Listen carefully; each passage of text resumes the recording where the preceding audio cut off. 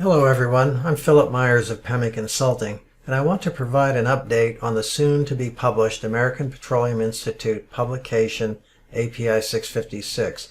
This publication is about tank facilities and natural disasters. It falls under the heading NATECH, which is the industry buzzword for natural hazard-triggered technological disasters. A quick disclaimer, although I co-chair the publication along with Earl Crochet, this update only represents my views and opinions, and I am not speaking on behalf of or representing API. There is already a significant body of literature out there with some of the references shown here. Most of the NATECH information is general in nature. However, there is nothing that really specifically addresses tank facilities. This is the value add that API 656 will provide to the petroleum industry. This publication is structured as shown here. The main body provides an overview of NATECH and motivation to consider it. The appendices can be thought of as a toolbox for any tank facility owners who want to roll up their sleeves and get to work preparing for NATECH.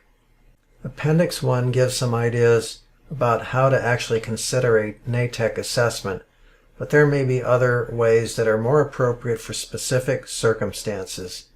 A serious NATECH can produce so many issues and problems with a tank facility and local infrastructure that applying a prioritization process like triage may become a necessary element.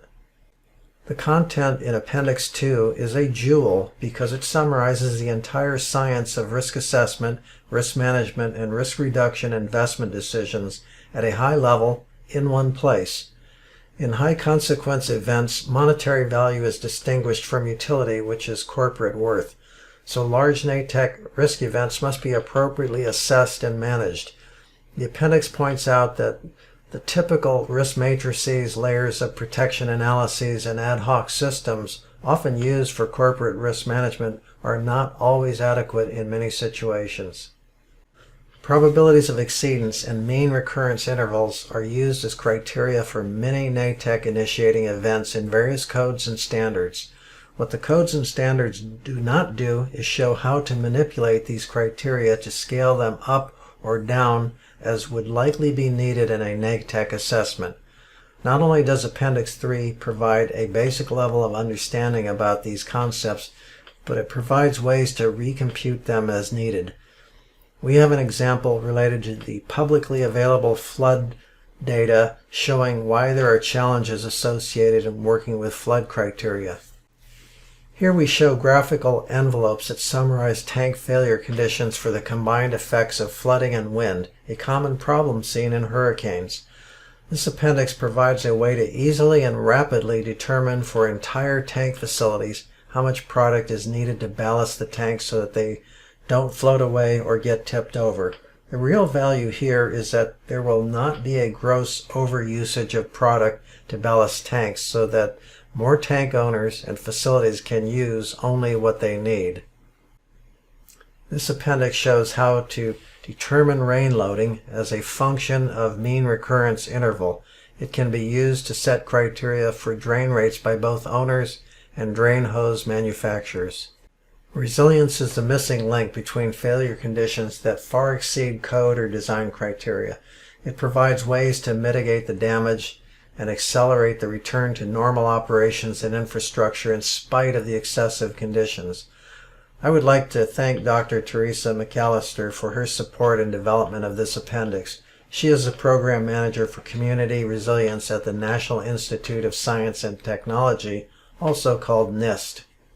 Secondary containment is the safeguard of last resort. As such, it plays an important role in limiting the release of hazardous substances in tank facilities. This appendix will cover the collective knowledge about secondary containment, how effective it is, what the weaknesses are, and how to assess its integrity. Appendix 8 is a compendium of best practices, hazard maps, and information about various NATECH initiating events, such as those listed. It will have a template-like structure where the data associated with each initiating event is similar across different types of initiating events. Appendix 9 is still in development. It will contain a list of questions that will facilitate conducting high-level risk screening. Appendix 10 is also in development. This resource will serve as a summarized set of notes on the current body of literature related to NATECH. With climate change accelerating, the topic of NATECH will only become more important. Because tanks are a primary cause in NATECH consequences, it makes sense to provide specific guidance that can be immediately applied by our industry. Feel free to contact me for more information. Thank you.